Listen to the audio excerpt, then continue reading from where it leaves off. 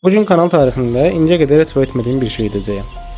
Kimliyi tamamilə naməlum olan bir kanalı araşdıracağım. Son günlərdə həm gizəmi, həm də qəribəliyi ilə internetdə iz buraxan bir hadisə baş verdi. YouTube'a 140 il uzunluğunda bir video yükləndi və bu videonu paylaşan kanalın kim olduğu bilinmir. Bəli, bunu ilk dəfə işləndə bir zarafat kimi səslənə bilər. Axı YouTube'da bir videonun bir neçə saatdan uzun olması belə nadirdirsə, burada insan ömrünü aşan bir müddətdən danışırıq. Üstəlik bu video milyonlarla məzmun istehsal edən nəinki kanalların yox, demək olar ki, tamamilə boş bir kanalın içində yer alır. Daha da maraqlısı odur ki, bu kanalın cəmi bir neçə videosu olmasına baxmayaraq, yüz minlərlə abunəsi və ciddi interaksiyası var. Yəni ortada sadəcə uzun bir video yox, məntiqlə izah edilməsi çətin olan bir neçə qəribə detal mövcuddur. Və məhz bu videoda YouTube'da paylaşılan bu 140 illik videonun əslində nə olduğunu, belə bir müddətin texniki olaraq necə mümkün ola biləcəyini və Shin-Yeveri adlı bu kanalın arxasında kim və ya nə ola biləcəyini addım-addım araşdıracağıq. Hazır olun, çünki bu kanal düşündüyünüzdən çox daha dərindir. Kanala daxil olanda diqqətimi çəkən ilk şey qarşıma yalnız 2 video çıxması oldu. Bunlardan biri təxminən 2 ay əvvəl işlənib və 294 saat davam edir. Bu video indiyə qədər 2 milyon baxışa çatıb. Amma əsas diqqət çəkən məsələ bu videonun müddəti və ya baxış sayı deyil. Kanalın bu qədər danışılmasının səbəbi olan ikinci video isə YouTube'da indiyə qədər gördüklərimizdən çox fərqlidir. Videonun müddəti YouTube interfeysində nöqtəli şəkildə göstərilir və bu müddətin təxminən 140 ilə bərabər olduğu deyilir. Bu video 18 gün əvvəl işlənib və indiyə qədər 4 milyon yarım baxış toplayıb. Kanalın tanınması da məhz bu video ilə başlayıb. Hazırda kanalın təxminən 370 min abunəsi var və bu rəqəm cəmi 3 video üçün olduqca diqqət çəkicidir. Bəli, 3 video dedim, çünki bu videolardan əlavə kanalda bir də short məzmunu mövcuddur. Amma bu məzmunun müddəti də digərlərindən çox da fərqlənmir. Çünki bu short videosunun müddəti 150 saatdır. Yəni, normalda bir neçə saniyəlik lazım olması olan bir formatda saatlarla davam edən bir video görürük. Kanalın icma paylaşımlar bölməsinə daxil olanda isə işlər daha da dərinləşir. Burada kanalın səssizliyinin əslində o qədər də səssizlik olmadığını görürük. Kanaldakı ilk paylaşım aylar əvvəl edilib. Bu paylaşımda Azərbaycan dilinə çevirdikdə belə bir ifadə yer alır. Şərhlər açıqdır, amma siz heç nə yaza bilmirsiniz. Sınayın. Kanalın sahibinin bu paylaşım etməsi ehtimal ki, 4 ay əvvəl paylaşdığı bir videoda dediyi kimi sistemdə bir baqa düşmə, yəni bloklanma və ya bilərəkdən bloklanma ilə bağlıdır. 2 ay əvvəl edilən başqa bir paylaşımda isə belə deyilir. Bu kəsilə bilməyən reklamı görsəydiniz, nə edərdiniz? Paylaşıma əlavə edilən vizualda çoxumuzun tanıdığı bir YouTube reklamı ekranı görünür. Bu da kanalın YouTube'un öz sistem detallarına xüsusi olaraq fokuslandığını daha aydın göstərir. Bu paylaşımın bir üstündə bir ay əvvəl edilən başqa bir paylaşım var. Bu paylaşım isə yalnız bir sözdən ibarətdir. Necə? Paylaşıma əlavə olunan görüntüdə izləyicilərin videoların altına ingilis dilində yazdıqları şərhlər görünür. Sanki kanal kənardan gələn reaksiyaları izləyir və bunları şuuraltı şəkildə əks etdirir. 3 həftə əvvəl edilən başqa bir paylaşımda isə bu dəfə fərqli bir detal var. Burada bir Reddit istifadəçisinin bu kanalın YouTube'da banlanmasını tələb etdiyi görünür. Səbəb kimi kanalın YouTube qaydalarını pozduğu iddia edilir. Kanal sahibinin buna verdiyi cavab isə həm gülməli, həm də qəribədir. Bu qədər kiçik bir kanalda indidən nifrət edənlərimin olmasına inana bilmirəm. Mənə nəhayət günlər əvvəl edilən son paylaşımda isə belə yazılır. Videolarım niyə insanlara tövsiyə olunur? Bu kanal gizli qalmalı idi. Bu nöqtədə görürük ki, kanalın əvvəlcə boş və səssiz kimi görünən strukturu əslində son dərəcə şuurlu şəkildə qurulub. Kanalın ilk paylaşdığı 294 saatlıq videonun açıqlamasında yazılanlar isə bu hadisəyə fərqli bir pəncərə açır. Açıqlamada videoda heç nə olmadığı xüsusi olaraq vurğulanır və ardınca maraqlı bir bənzətmə edilir. Videonu kifayət qədər uzun müddət izləyən insanların Maleviçin Qara Kvadrat adlı əsərində olduğu kimi zamanla bir şeylər görməyə başlaya biləcəyi deyilir. Bu ifadə texniki bir açıqlama deyil və sistem xətasını izah etmir. Əksinə izləyicinin qavrayışına, səbrinə və zehni prosesinə göndəriş edir. Qara Kvadrat bənzətməsi də təsadüfi deyil. Çünki bu əsər baxıldıqca məna axtarılan, amma əslində mənasını izləyicinin yüklədiyi bir boşluq fikri üzərində qurulub.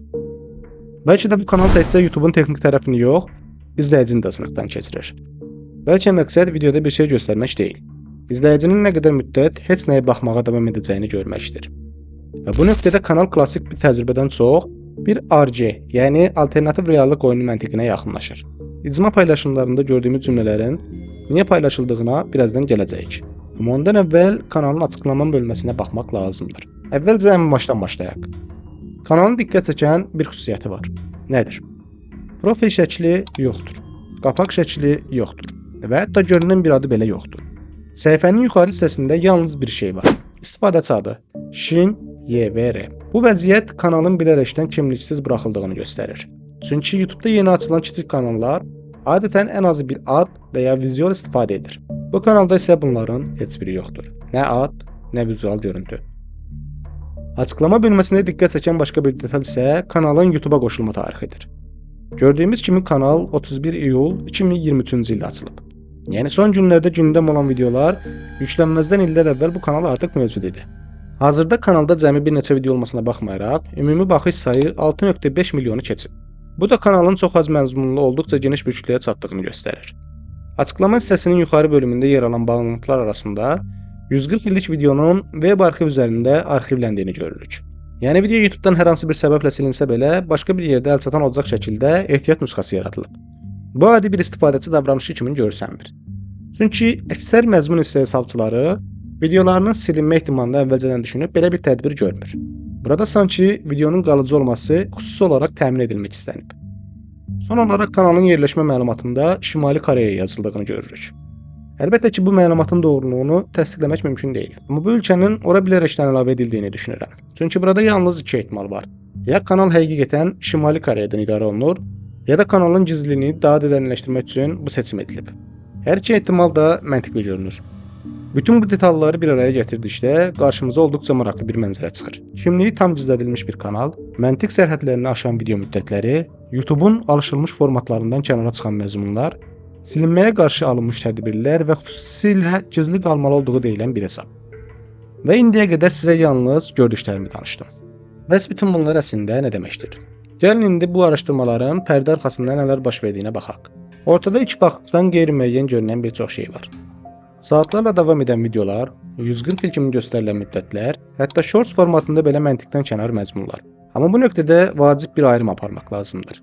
Burada gördüyümüz şey, bu videonun həqiqətən 140 il boyunca fasiləsiz oynadığının anlamına gəlmək məcburiyyətində deyil. Bu daha çox YouTube-un video müddətini necə oxuduğu, necə göstərdiyi və bu məlumatları hardan çəkdiyi ilə bağlı bir məsələdir. Yəni, ekranda gördüyümüz müddət videonun məzmunundan çox, sistemin bizə təqdim etdiyi bir göstəricidir. Hətta bunu çox sadə bir şəkildə test edə bilərsiniz.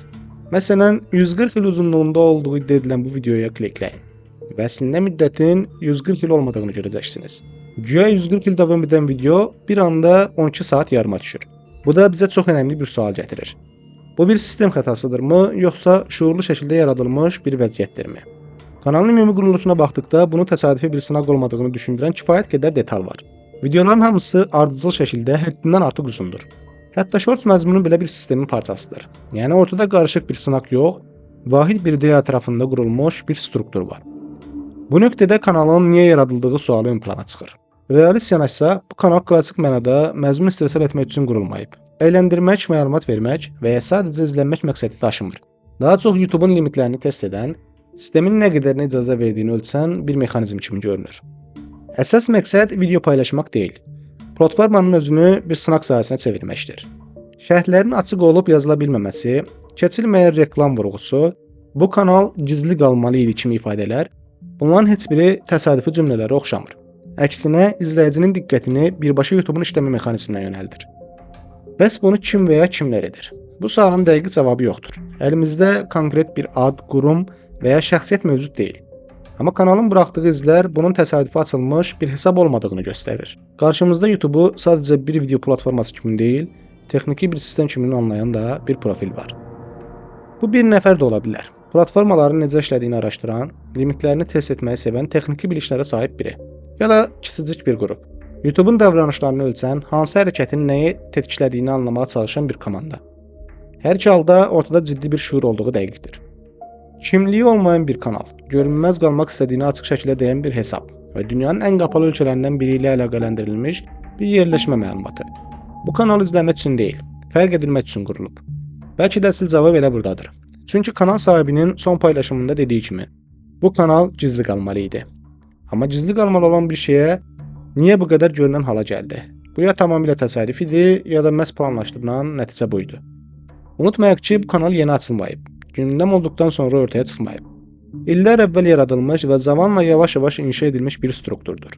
İlk paylaşımlar, ilk videolar, ilk interaksiyalar hamısı sanki müəyyən bir həddi gözləyirmiş kimi hazırlanıb. Yəni bu hadisə zaman gələndə üzə çıxmalı olan bir quruluşdur. Bəs əgər bütün bu zaman göstəriciləri YouTube standartlarına açıq-aşkar aşırsa, o zaman videolar və kanal niyə hələ də silinməyib? Əgər bu açıq bir qayda pozuntusulursa, videolar çoxdan qaldırılmalı idi. Amma bunun əvəzinə videolar yayımdadır, izlənir və hətta tövsiyə edilir. Bu da bizə onu göstərir ki, sistem bunu təhlükəli yox, alışılmadıq bir vəziyyət kimi görür. Yəni alqoritm üçün bu təhlükə siqnalı deyil. Sadəcə həll edilməli olan bir qəribə məlumatdır.